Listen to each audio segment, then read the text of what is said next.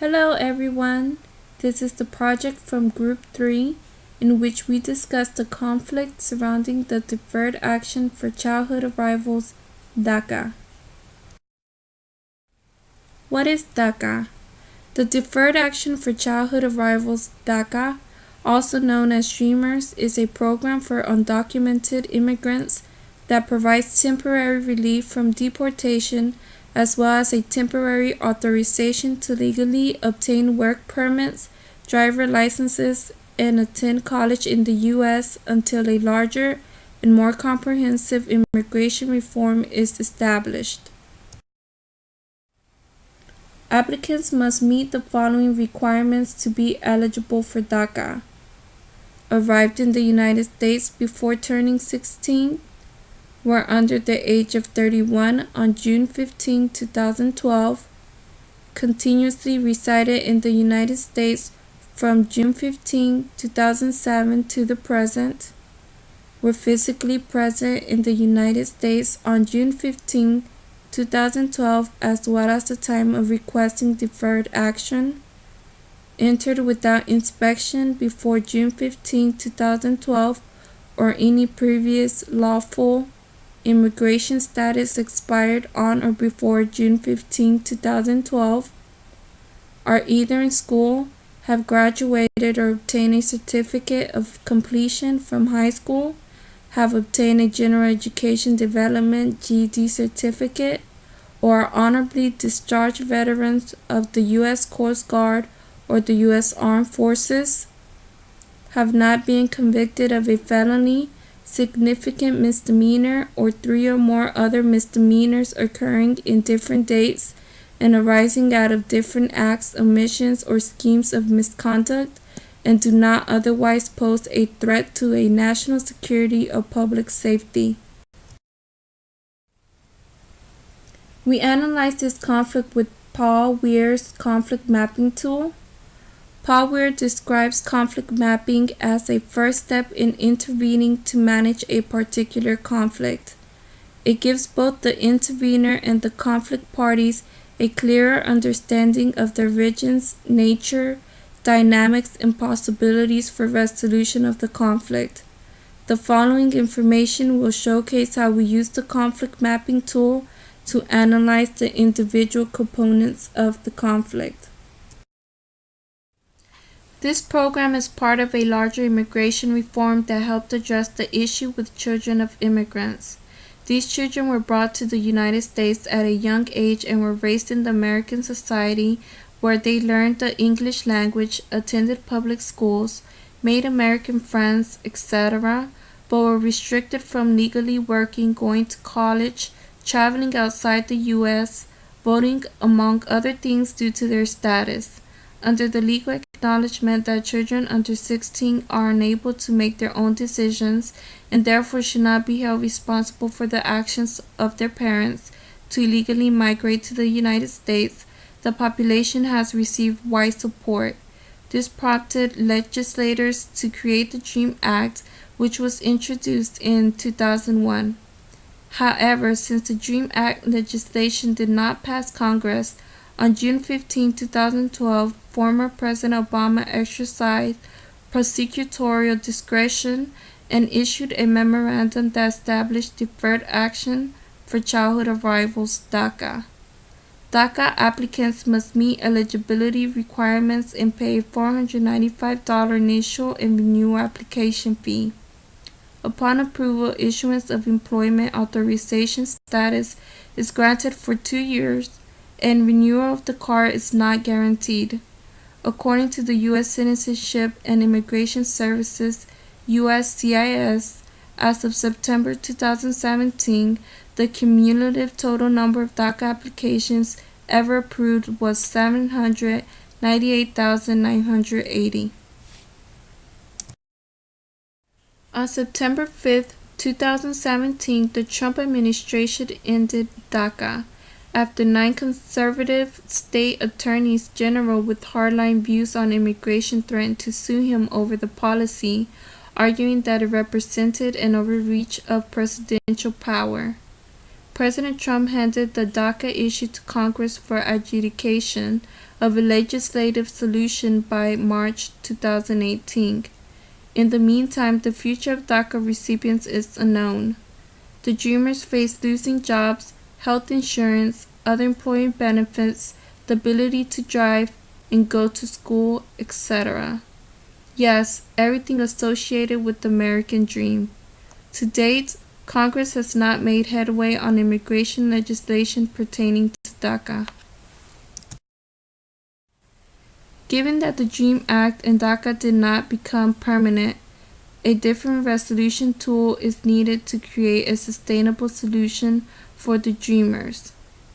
The DACA issue is an identity-based conflict according to Rothman, because it derives from the existential and underlying psychocultural concerns that are perceived as threatened or frustrated as a result of or resulting in intransigent conflict. Within the following information, each phase will be identified to showcase how the ARIA framework can facilitate a more sustainable solution. Antagonism. Based on the ARIA framework, the first step in transforming this conflict is identifying what the conflict is. The first step of antagonism is defining the conflict and identifying what is at stake. In this case, it is important to narrow down the issue to those affected by DACA, the childhood arrivals. The issue is not the action that parents made to migrate to the United States, nor is it the economic condition of the native countries of these individuals. And most importantly, the issue is not whether or not illegal immigration should be justified. DACA represents children who arrived to the United States before the age of 16 and before 2007. DACA recipients did not choose to grow up in the United States. Their lives changed because of someone else's actions. In this case, DACA recipients have everything to lose because they share the American values, beliefs, and culture of the United States, which they call home. Those in opposition to DACA feel that they have resources to lose should these individuals be granted legal status because there will be more competition in the job market. In moving forward with this conflict, parties need to be aware of what the conflict is and what the other's grievances are. Resonance. With identified and defined conflict, parties can then move towards ARIA's second step, resonance. Reflective framing focuses on the why and who of the conflict. By focusing on these aspects, parties have an opportunity to understand the identity needs of the other side. For example, Dreamers have an American identity and, as any other American, want to continue to work, seek higher education, form a family, buy a house, and be safe.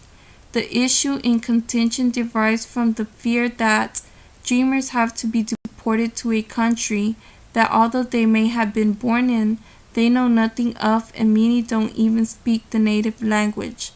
On the other hand, those who oppose DACA have been taught to believe in media stereotypes of immigrants, fear of diversity and the unknown, and ultimately feel a threat from individuals whom they consider to be different. The who's in this conflict, though they may think they are different, ultimately share one identity. They are all American. Invention. From resonance, the conflict is able to move towards invention. Once parties of both sides of the conflict have passed the antagonism and resonance phases of the ARIA model, then they are able to begin focusing on how they can begin cooperating towards a resolution that can address the core issues in contention. Both parties at this point should be able to acknowledge that they share a common American culture, speak the same language, attend the same public schools, and may even have children who are friends with one another. Integrative solutions to this conflict must explore creative ways for the American public to interact with another in order to realize that parties are not so different from one another. Dreamers have been classified and stereotyped to be something that they are not. Those against DACA should take time to meet a childhood arrival to understand the what, why, and who of the conflict. Action. Only after both parties have taken the time to learn about one another can the conflict move into the final phase of the ARIA framework, which is action. In the action phase, we will assume that our audience will consist of DACA recipients, local government representatives, and U.S. citizens from both sides of the conflict. They have gathered for a town hall meeting where we will implement the agenda for the action plan. In the following slides, I will present the steps as if we were conducting the meeting. Welcome everyone to tonight's DACA discussion. We each come with concern for the good of our community and our nation. I hope that tonight we can learn from each other and appreciate where those with different positions than our own are coming from. In a minute, we'll start off with a skit, followed by a small group icebreaker. Then we'll have some speakers present the common concerns of each side of the DACA debate that are mentioned in the document attached here. Now I'd like to lay out some ground rules. There is to be no coarse language or yelling. We agree to listen to each other and seek to understand where others are coming from, even if we disagree. Treat everyone with respect. Each person that is here has come voluntarily and is free to leave as he/she wishes. If you stay, you are saying that you agree to abide by the rules I've just laid out. We'll have a mid-session break of about 15 minutes before returning for the final open mic and Q&A session. The roleplay of a dinner party after the town hall meeting will now be presented. So this is a dinner party after the church meeting. So the background information on these roles are that we have Rebecca, who is being played by Elizabeth. She is against the reinstatement of DACAs in the U.S. She has family members in the U.S. government offices. As a result, she sees the influx of resources towards the DACA conflict. She doesn't think it's profitable for the U.S. to use more resources towards this policy. Next, we have Jess, who is played by Catherine. She is for the renewal of the DACA policy. Her mom is an immigrant that has benefited from coming to the U.S. and made the U.S. their family home. Haley, who is played by myself, Shalina, finds herself being more neutral in the conflict. She sees the strengths of both sides in the argument and hasn't really decided her position yet. Have you guys seen the news lately? We're still talking about the DACA policy. It's keeping our country at a standstill. I don't feel that it is holding back our country. If anything, it's boosting our economy by allowing them the opportunity to be part of the job market and go to school. Productive members of society are good. But they are undocumented. That undocumented citizens that are using our government resources and contributing to the immigration problem. How can we place blame on minors? Even children that arrive in the U.S. through their parents and have no say in the matter. The U.S. has been their home. Shouldn't we prioritize them who are here already over people who are trying to enter now? It sounds like both of you want to use our resources well, so how do you think we should decide what's important and what's not in government?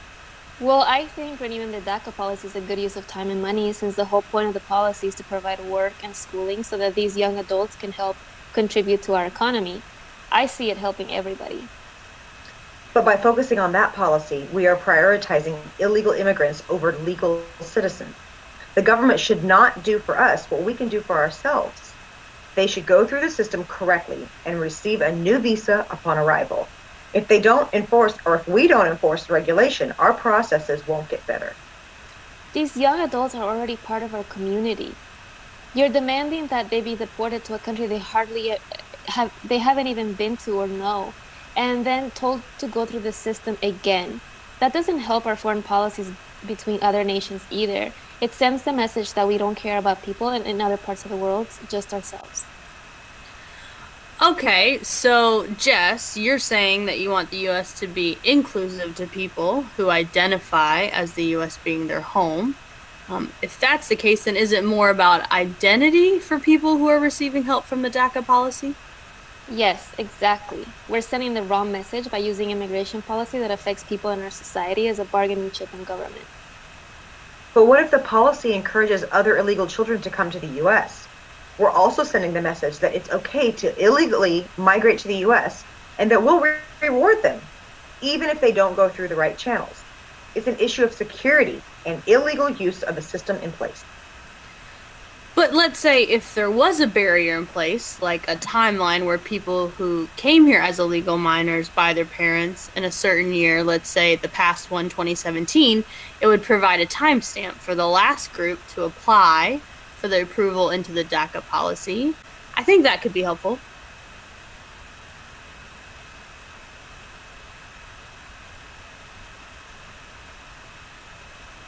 It would definitely create a stopping point for further illegal immigration. We don't need more contribution to the influx of immigration right now. It could work, but I'm still a little worried about the people that get lost in the shuffle of the timeline. At least it will be a less amount of people than the ones being affected now by this conflict. I'd still like to see the U.S. put resources into the DREAM Act. That way, it would start the process of residency while offering employment. The undocumented minors would become permanent residents in time. Isn't that helping out multiple sectors of our U.S. government, reform, and economy? Maybe, but think about the Supreme Court process to approve the DREAM Act for these young adults. It would entail many months of delay. The government would have to put another temporary policy in place during the court injunction. More than 500,000 people would still be in violation of federal law. But that would be the case for any U.S. policy underneath scrutiny. It just depends on what we think is more important and a priority. Yep, use our resources on things that matter. Healthcare, budget cuts, and foreign relations are top major problems.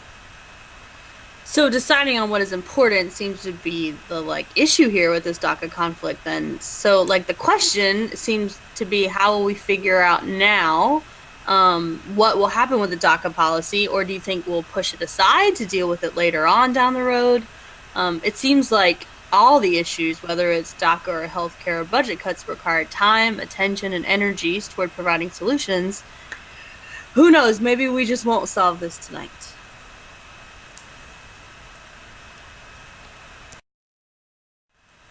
The icebreaker video will be played now, and a list of questions we will discuss will follow after.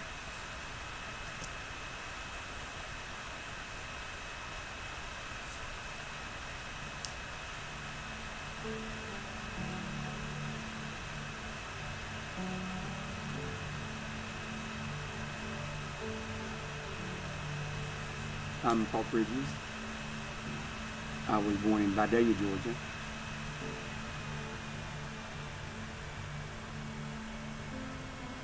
My parents were farmers. We had cotton and tobacco. Working in the fields as a kid, I can remember saying, if I ever get off this farm, I will never come back.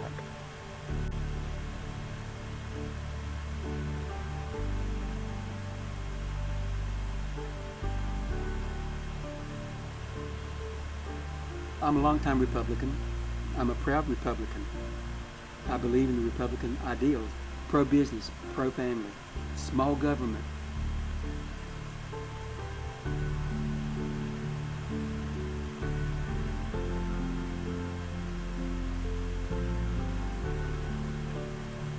The economy in this area is based on agriculture. The labor is just harsh. I don't want to do it, and I don't want my kids doing it.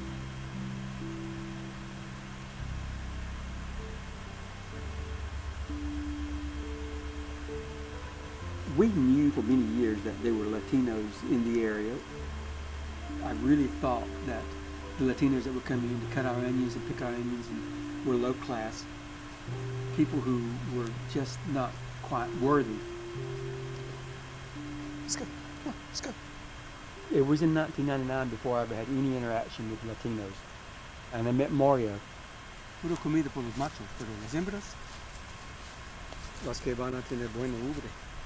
I learned the language because I wanted to talk with Mario. Because he was such a joker. Everything he said was funny, and everybody around laughed, and I didn't get it. Siempre estamos juntos, platicamos de política, platicamos de fútbol, que queremos cambiar el mundo. When I became friends of these people and started beginning to understand the language, the doors just opened up. I'd never done any travels outside South Georgia. I met a lot of different people from different countries. I saw that they were family-oriented, hard workers, high morals. My eyes were opened. We're all the same. We're all equal. We have the same values. Mario became my very best friend. His wife and 3 kids, they are a part of my life. I call them bridges. They say I'm a very fluent English speaker. Most of it's because of Bridges. When I was smaller, he'll be there teaching me. We read together. It's like I have 3 parents. My daddy, my mom, and Bridges.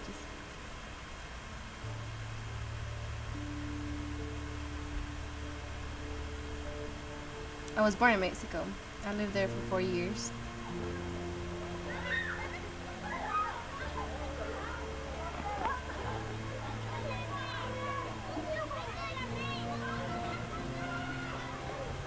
Mexico to me now, it's like a legend, I guess.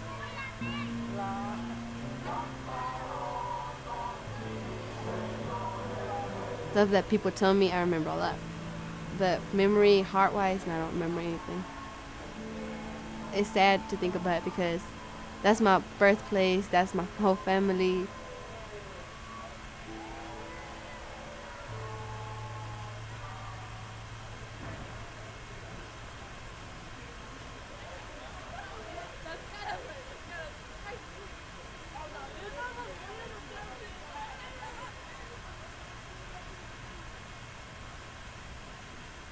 In middle school, that's when it hit me. I'm in a gifted class. No Mexicans, no colored person. Just me, surrounded by white people. Electrical power, very good. 12, dry still. Not many people know I'm illegal. At my school, they see me as a top student, so they don't say much about it.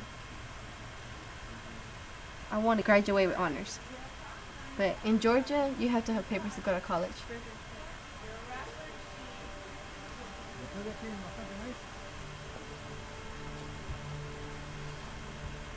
My parents, they work really hard. Hard hours. They don't go out much because the police might stop them. They're not afraid, but they're afraid for us.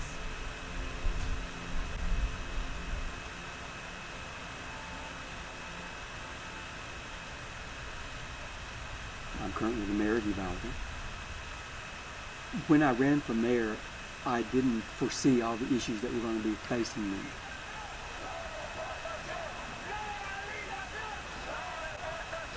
One of the toughest laws yet to fight illegal immigration went into effect today in Georgia. The controversial law allows police to ask suspects about their immigration status. HB 87 was created by conservative Republicans, but the term conservative has just been totally redefined. We shouldn't be passing laws that break up families. After HB 87, I became vocal. It's a sad day for me to be here to file suit against my beloved state of Georgia. This law will pit neighbor against neighbor, family member against family member. Paul Bridges is the mayor of Uvalde, Georgia. That's a town in Montgomery County. He's an educator and a farmer in his community. He served as mayor since 2010. Immigrant workers, regardless of immigration status, have already left the state rather than deal with the racial profiling that this law will encourage. Citizen children who drive their parents to the grocery store become criminals if their parent is undocumented. This law threatens the very fabric of my little town.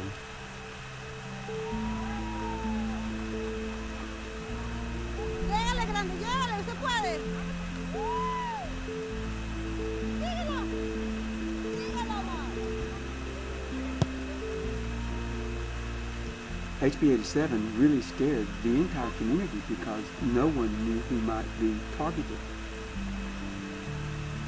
Because of my support of the immigrant community, the atmosphere in my town somewhat changed.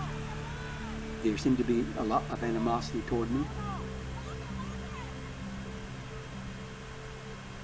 but did it. You did it? I got it. I really believe that if the people in our community were to open their lives up to this other culture, that it would turn their lives around the way it did mine.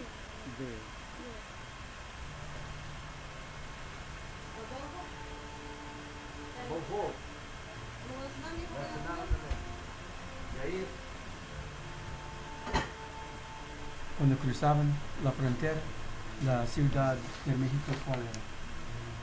Tijuana. Okay, entonces San Diego. San Diego. Okay, San Diego. Teens drop out of school, get married fast, and not compete in their dreams. I don't want to do that. I want to be a lawyer, immigration lawyer, in fact. Here it all begins. On the roll. 2010, 2011. On the roll. Illegal Latinos have problems and they don't know who to go to or where to start. I want to be there for people who need this help. If I put my mind to it, I can do it.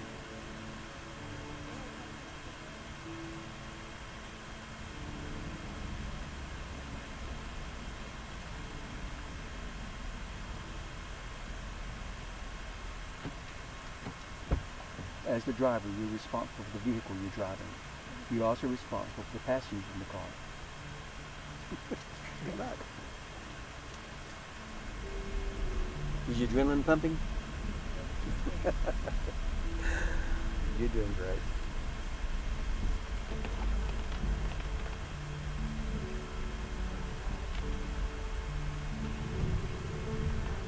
I'm really excited about getting my driver's license.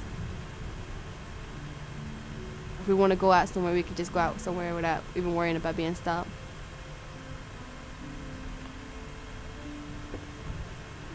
I can talk about stuff now. And I can say I was born in Mexico.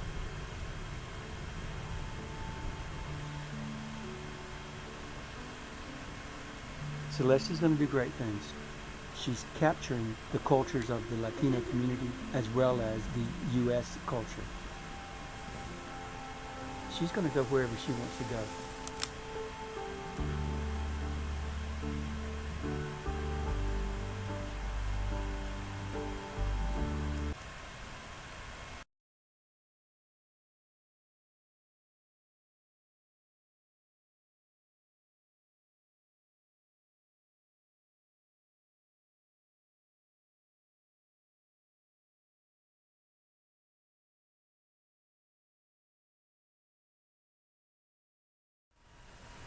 We thank you all again for coming.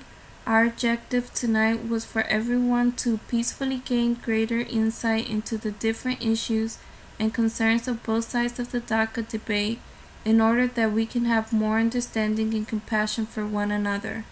Let's work towards community building and have a great discussion tonight.